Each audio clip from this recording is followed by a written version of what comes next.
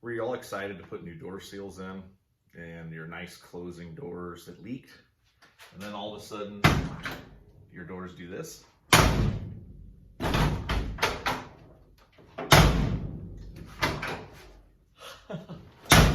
Wonderful.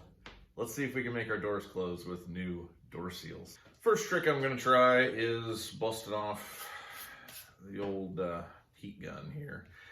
What I'm gonna do is heat the door seal and try not to burn it in the front, and then I'm going to close it and walk away for about 5 minutes, and then I'm going to move farther out and just keep nice heat on the sections as I close the door, let it cool completely. These things closed with a finger before, but the door seals were literally not there. So now that I have actual door seals, there's no way to realign the door to make it compensate. It's obviously, I'm not doing this in the middle of summertime, otherwise I'd put it outside in the sun. Everybody does their fun work when it gets cold. So I'm here with fake sun heat, I guess. We're gonna try it because this isn't gonna cut it. I'll pull the damn seals back out if I have to. I can't go around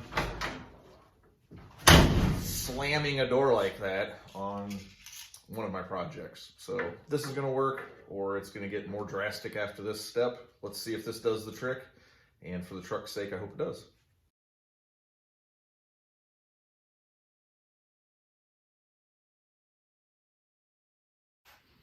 So doing the first round, just, you can kind of see on the seal itself where it was pretty tight. So I spent a lot of time heating that section. I only did, I don't know, from here, maybe a foot down, and let it cool good. I already noticing quite a difference on how much force it takes to close it. So I'm actually going to hit that section one more time real good, and then I'll move my way out around. And I think we are going to have a decent closing and sealing door. After a couple rounds of heating, letting it cool, started to notice a little bit of difference, getting it closed easier without having to just punch the door shut. I did find one spot particular that really made a difference.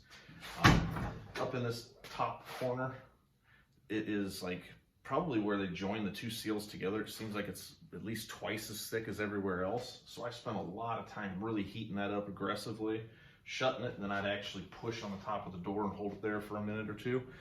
Seemed to work out pretty nice. And now I don't have to actually just kind of give everything it has. It actually shuts reasonably good. I don't think I can get away with barely touching it still, but it's definitely not anywhere near this morning when I was just beating the hell out of the truck trying to get it to shut. So yeah, the heat gun definitely works. I did mostly just the front sections here, especially that corner piece was key, I think.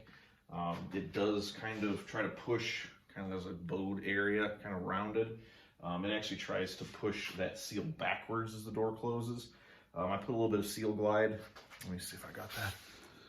Little thin coat of Seal Glide across everything too.